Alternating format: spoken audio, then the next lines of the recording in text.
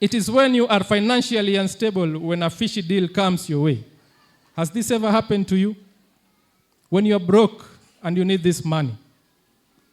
That is when you get the deals that you're told come for an interview on a Sabbath. But you say, God, thank you for you have given me a job. This is what I've been praying for. It is when you're broke that you get the most temptations out of everything. When you are single and vulnerable, that is when Mr. and Mrs. Wrong comes your way. That is when we are vulnerable and make the wrong decisions in this life. When you are in the exam room and you have forgotten the answers, the supervisor walks out and tempted to use a Mwakenya. That normally happens in our current people who are in college. Is that right? Yani unaomba sana, umefanya kati ingine imekuwa ngumu, unaomba huyu lecture tu asonge tu, afike tu, yani tu a receive phone call. Nitatoa Mwakenya wote na niandike chini. It is when we are vulnerable that we are tempted, that we are put in positions that our faith is tested. Like today, the young people, the ambassadors who are going through their lesson, and there is a story, I don't know if this story was read out to you. There was a certain French man who was perfect in, alikuwa anatembea juu ya kamba. Na akitembea juu ya kamba hakuwa tu anatembea, alikuwa anatembea na wheelbarrow. Na akitembea juu ya wheelbarrow anafika mpaka the other side. Sasa kulikuwa na American alimuona vile anatembea juu ya hiyo kamba, akamwambia kuja. Akafunga kamba across a river ambayo ilikuwa mpaka na crocodiles. Akamwambia avuke. Akavuka mara ya kwanza, akaenda akamuuliza, "Do you trust me?" Akamwambia, "Yes. Nimeamini umefanya." Akavuka mara ya pili. Akamuuliza, "Do you trust?" Akamwambia, "Yes, nimeona kweli. So if you trust me, kalia wheelbarrow tuende na wewe." Do you think the man accepted? Most of us, our problems, the problems that we begat ourselves are the problems just like this wheelbarrow. When you are facing a certain challenge in your life, for instance, when we are going through when we are going through fornication, there are so many things that are attached to it. When we take drugs, there are so many things that are attached to it. It comes with a bundle of other problems. For instance, when you are a drug addict, utakunywa pombe, utakuwa na so many girlfriends and everything. You are exposing yourself to so many things. So these things, they come as pressure in your life that are problems that we create for ourselves. That's why I like our hymnal.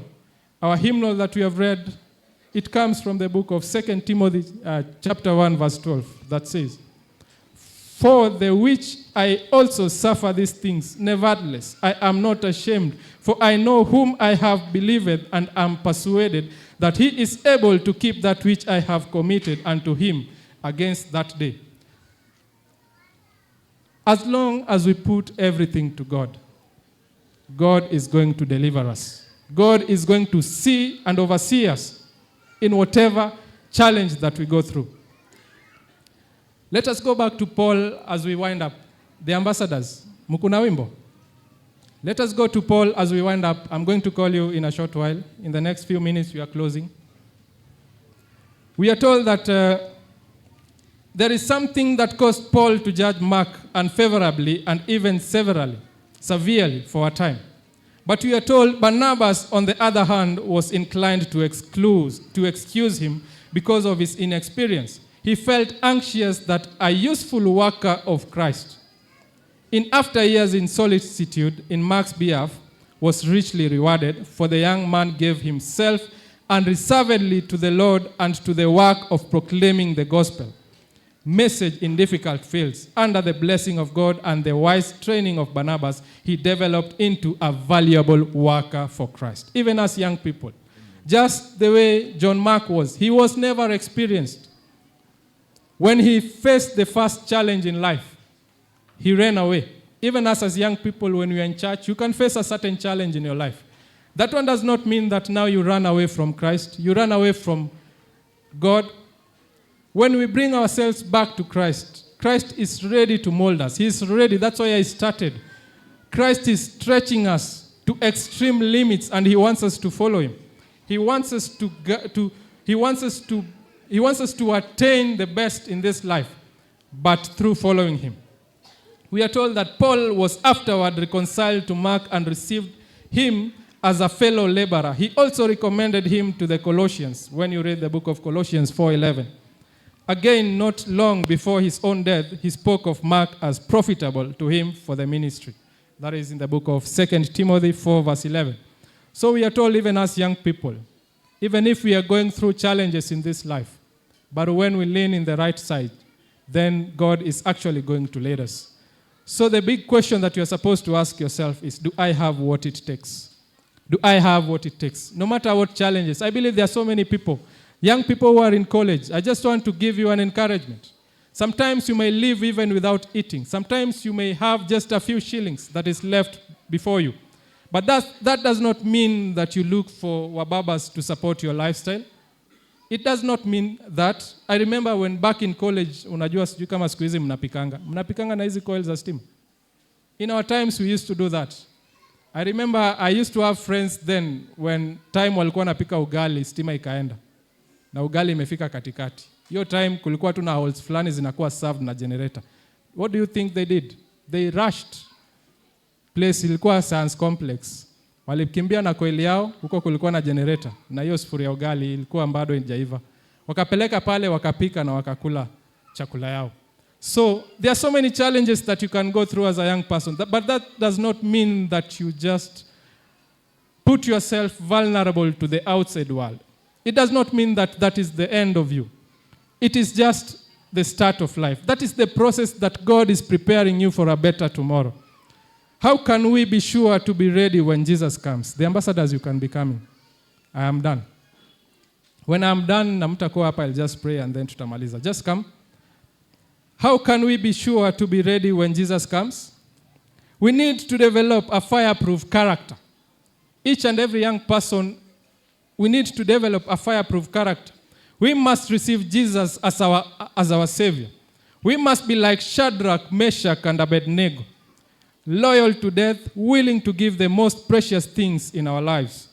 Obey God and be loyal to Him alone. That is what God has called us as young people to serve. What will God's people be like? We must ask God to give us a clean heart, a pure heart with the right motives.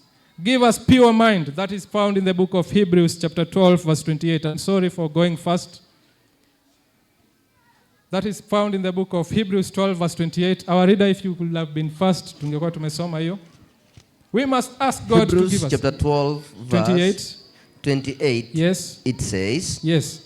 therefore, since we are receiving a kingdom which cannot be shaken, Yes. let us have grace, Yes. by which we may serve God acceptingly Yes. with reverence and godly fear. Thank you. We are being told to serve God. We are being told to serve God. Follow peace with all men, as young people and as a church, and holiness without which no man shall see the Lord.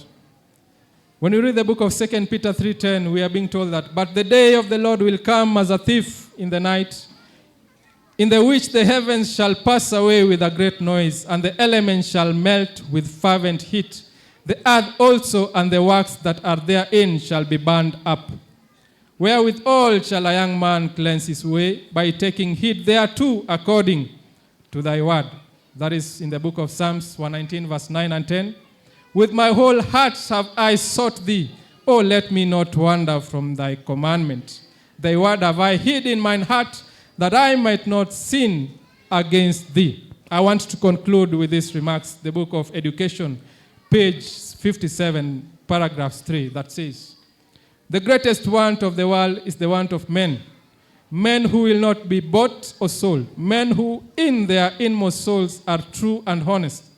Men who do not fear to call sin by its right name. Men whose concerns is as true as to duty as the needle to the pole. Men who will stand for the right, though the heavens fall.